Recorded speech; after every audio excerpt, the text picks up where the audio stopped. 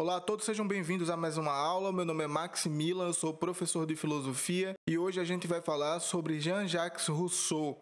Hoje a gente vai abordar o terceiro contratualista do planejamento. Esse contratualista, no caso, Rousseau, vive na França e não na Inglaterra como os dois anteriores, como era o caso de Hobbes e de Locke. Rousseau vive no século XVIII, que é considerado o século das luzes, o século do iluminismo, no qual a razão estava ganhando muita evidência. Indo direto para Rousseau, é importante focar em dois livros quando se vai preparar para o Enem, que é o Discurso sobre a Origem da Desigualdade entre os Seres Humanos e o Contrato Social. Porém, hoje a gente vai focar muito no contrato social, que é onde realmente se desenvolve o contratualismo do Rousseau.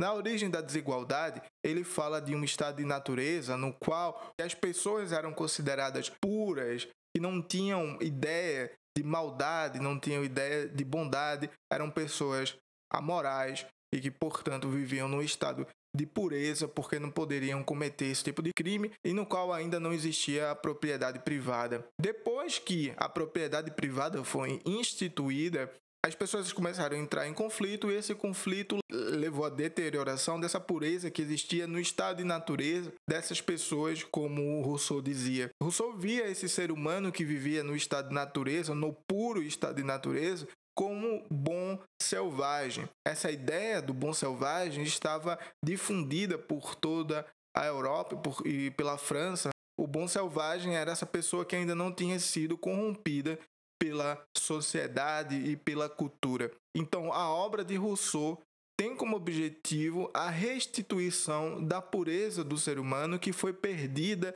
ao criar-se a propriedade privada.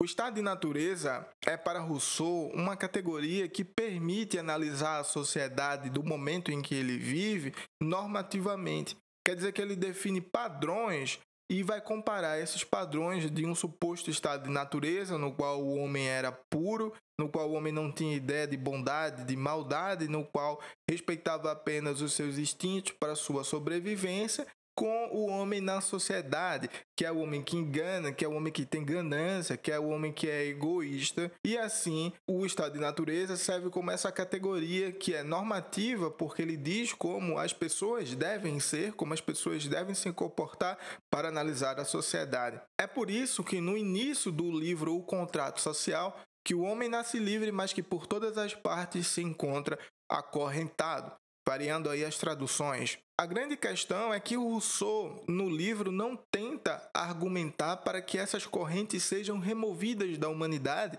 visto que não é possível desfazer o que a história já concretizou. Não é possível mais remover as correntes que são as normas sociais, o comportamento social, a maneira que as pessoas vivem e que, no fundo, significa o próprio contrato social. O homem nasce livre, quer dizer, essa categoria normativa que ele criou, mas se encontra em todo lugar acorrentado, porque em todo lugar tem governo, em todo lugar já existe um pacto social. A questão não é remover o pacto social, a questão é justificar o pacto social. Essas correntes significam, então, relações coercitivas. Todas as relações políticas são coercitivas para Rousseau.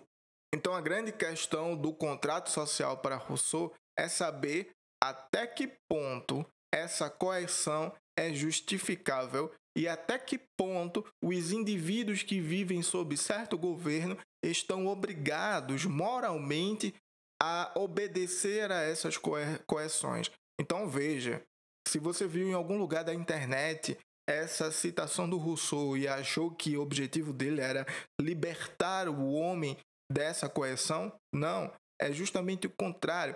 É explicar e justificar essa coerção, é achar um modelo no qual essa coerção seja justa para todos os indivíduos que compõem aquela sociedade. Então, o grande objetivo é encontrar um pacto social justo no qual as pessoas obedeceriam de forma justa e livre. Então, se a gente já viu que no discurso sobre a origem da desigualdade entre os homens, ele pensa em um puro estado de natureza no qual o bom selvagem vive nele, a gente que está estudando os contratualistas logo seria levado a pensar, sim, mas quais são os direitos naturais que existem no estado de natureza. Quais são as leis da natureza? Pois é, em Rousseau, os direitos não são naturais. As leis não são naturais. O ser humano só passa a ter direitos e a obedecer leis na instituição do pacto social, no contrato social. Isso quer dizer que no estado de natureza,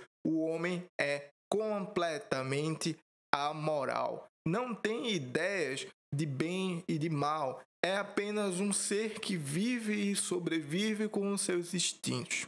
Quando o pacto social é feito, existe então a criação de um soberano. Porém, muito diferente de Hobbes e de Locke, o soberano, para Rousseau, é a própria população. As pessoas, então, ao fazerem o pacto social, ao firmarem um contrato, tornam-se o soberano desse próprio pacto. Nenhuma pessoa que vivia no estado de natureza pode ficar de fora do pacto. Todas essas pessoas juntas precisam firmar o pacto para que ele seja válido, porque assim todas se tornam soberanos, todas juntas formam uma comunidade e essa comunidade é soberana sobre si mesma. E quais são as responsabilidades então desse soberano? Esse povo, que eu vou chamar aqui de soberano, mas não se confunda com Locke, com Hobbes.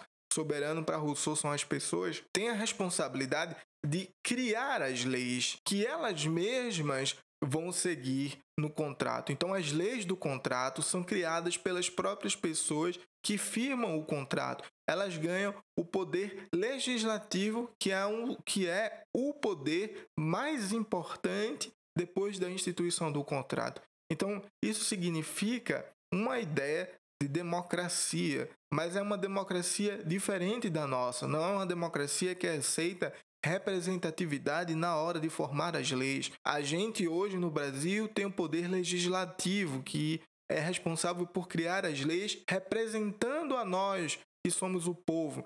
Mas para Rousseau não. O povo que firmou o contrato é a única exclusiva força que tem o direito de criar suas próprias leis. Porém, não pense com isso que Rousseau está pensando em uma democracia direta no sentido grego. Na Grécia não existia a ideia de indivíduo, apenas de corpo político no qual a pessoa fora dela não existiria. Só existe como parte daquele poder político.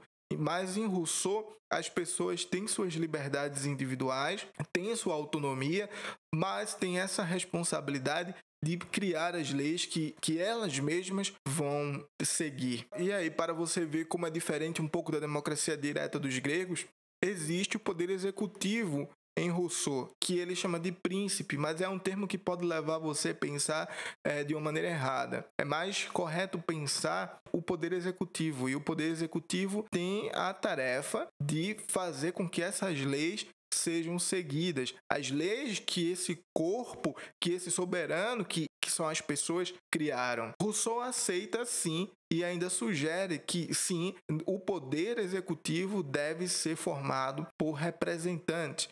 Então essa é uma grande diferença que existe, além das liberdades individuais e autonomia das pessoas, com a democracia direta da Grécia. Então o contrato social é muito seguro e muito estável porque nenhuma pessoa está fora dele para tirar proveito de quem fez o contrato. Todas as pessoas formam o contrato e, portanto, como não há ninguém fora, o contrato é seguro e estável. A função do soberano, que é o povo, é criar leis. E essas leis, na verdade, são a determinação da ação das pessoas para o bem da comunidade, para o bem maior da comunidade. Ou seja, essas leis são instrumentos que definem quais ações podem promover o bem e proíbe quais ações que prejudicam a comunidade das pessoas, ou seja, que prejudica a própria soberania, que prejudica as próprias pessoas.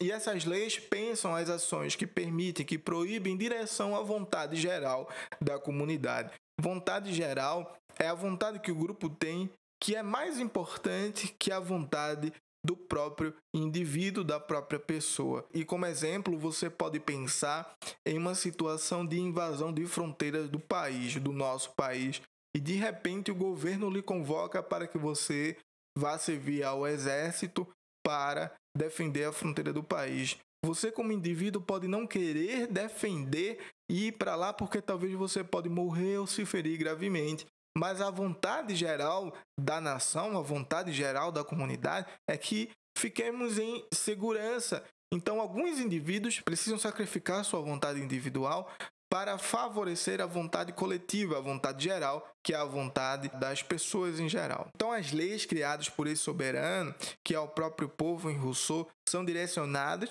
para leis que favorecem a vontade geral e leis que proíbem ações contra a vontade geral.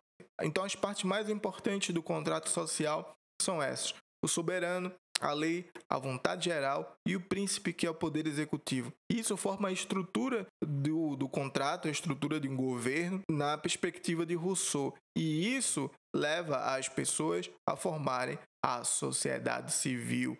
Rousseau é um defensor da democracia. O povo tem o direito e tem o poder, depois da instituição do contrato, de criar as próprias leis que vai seguir e de defender a si mesmo com a vontade geral. Ninguém pode prejudicar a vontade geral, porque isso é prejudicar as pessoas que formaram o contrato. As pessoas não podem ser representadas quando vão criar as leis que vai afetar a si mesmo em sua própria segurança e estabilidade. Apenas o poder executivo é que pode ser representado, mas o legislativo e o poder, que é o núcleo do contrato, apenas o povo tem direito de comandar. Então, com a criação da sociedade civil, há uma mudança na natureza do próprio ser humano.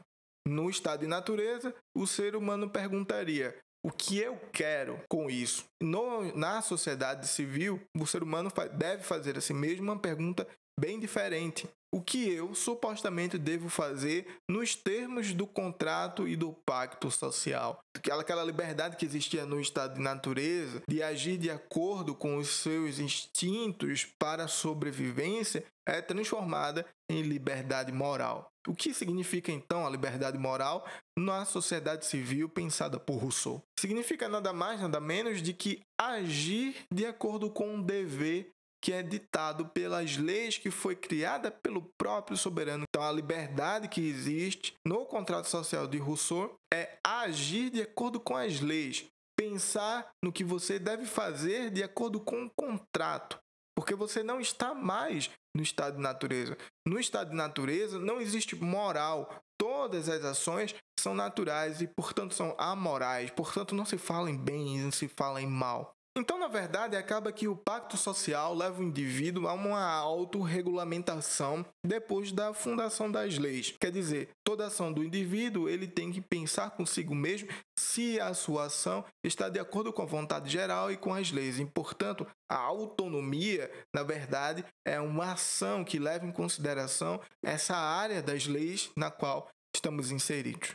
Como você viu, o contrato social aqui é bem diferente daquele que foi pensado por Hobbes, é bem diferente daquele que foi pensado por Locke.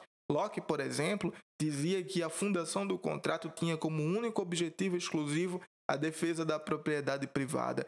Para Rousseau, a propriedade privada é a origem da desigualdade entre os homens e, assim, a corrupção da natureza humana. Então, a gente pensa em um estado de natureza no qual os homens eram puros, eram aqueles bons selvagens, para assim poder analisar normativamente, ou seja, como aquelas pessoas deveriam agir hoje e assim pensar num contrato social justo em que as pessoas ajam com liberdade, com justiça e que obedeçam à força do governo de maneira também justa e de maneira livre. No próximo sábado dessa semana eu vou fazer uma live para responder questões sobre o Rousseau que apareceram no Enem. E lá eu vou acabar, como eu sempre faço, reforçando algumas características aqui dessa aula e você vai poder se aprofundar um pouco mais e saber como esse filósofo aparece no Enem. E eu peço que você curta o vídeo, que você compartilhe para quem você acha que precisa dar uma reforçada aí no Rousseau e, por favor, se inscreva para não perder os próximos vídeos e lives em que eu estou produzindo para que você consiga se preparar melhor para o Enem. Então, tchau, até a live de sábado.